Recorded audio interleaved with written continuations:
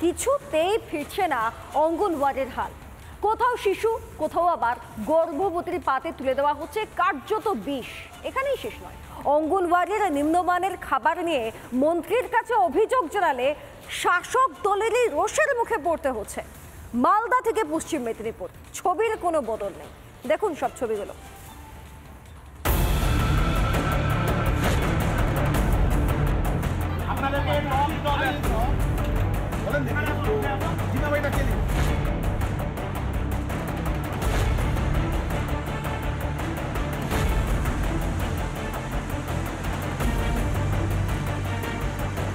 টিকটিকি ইঁদুরের পর এবার শুয়োপোকা।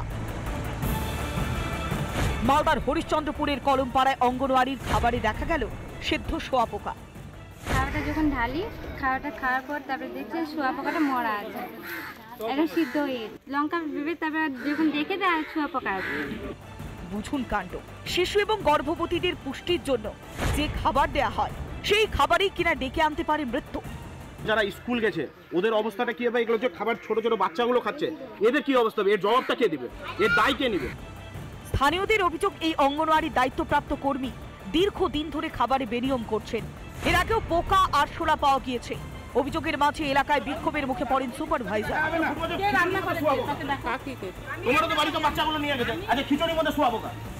কেন শিশু এবং প্রসূতিদের স্বাস্থ্য নিয়ে এত ছেলেখেলা করছে শাসক দল? শিশুদের স্বাস্থ্যহানি বা বড় কোনো ক্ষতি হলে তার দায় কি নেবে সরকার? এগুলো সব কাটমানির জন্য নিম্নমানের সামগ্রী দেওয়া হচ্ছে, সেগুলো প্রেসার দিয়ে ওদেরকে রান্না করে দেওয়া হচ্ছে, সেগুলো বিতরণ করা হচ্ছে।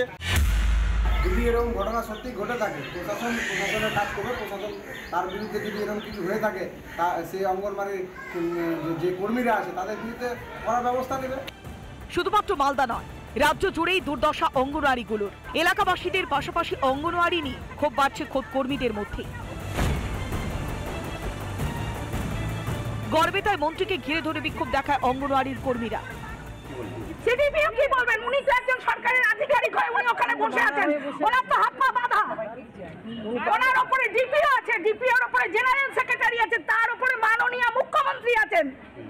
তিনি কি বলছেন আমরা সেটা শুনতে চাই। সিডিপিওর সাথে দেখা করতে গিয়েছিলেন অঙ্গনওয়াড়ি কর্মীরা। ঠিক সেই সময় সেখানে পৌঁছে যান রাজ্যের মন্ত্রী শ্রীকান্ত মাহাতো, এবং তাকে ঘিরে কিন্তু ব্যাপক বিক্ষোভ দেখাতে দেখা যায় অঙ্গনওয়াড়ি কর্মীদের।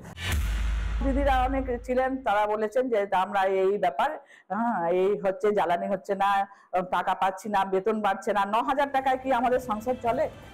মন্ত্রীকে ঘিরে চলে প্রতিবাদ বিক্ষোভ, দাবি দেওয়া পেশ। তাতেই যেন গায়ে ফোস্কা পড়ছে শাসক দলের।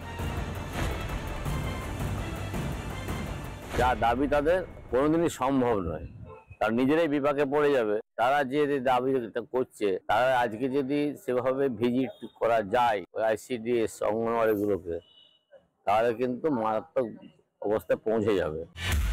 তারপরে চিন্ময় সাহাবাবু, গড়বেতা 3 নম্বর পঞ্চায়েত সমিতির সভাপতি, তিনি সরাসরি হুমকি দিচ্ছেন অঙ্গনওয়াড়ি কর্মীদের, আশা কর্মীদের, বলছে কোনো দাবি পূরণ হবে না, হুমকিদের অধিকার ওনার আছে।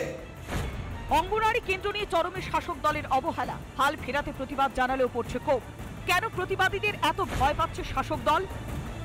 দীপঙ্কর গোস্বামী এবং সুদীপ্ত দাসের রিপোর্ট, রিপাবলিক বাংলা। নানা ধরনের কন্টেন্ট দেখার জন্য লাইক করুন, শেয়ার করুন আমাদের ফেসবুক পেজ, সাবস্ক্রাইব করুন আমাদের ইউটিউব চ্যানেল। পাশাপাশি অন্যান্য ব্রেকিং নিউজের জন্য অবশ্যই চোখ রাখুন রিপাবলিক বাংলায়।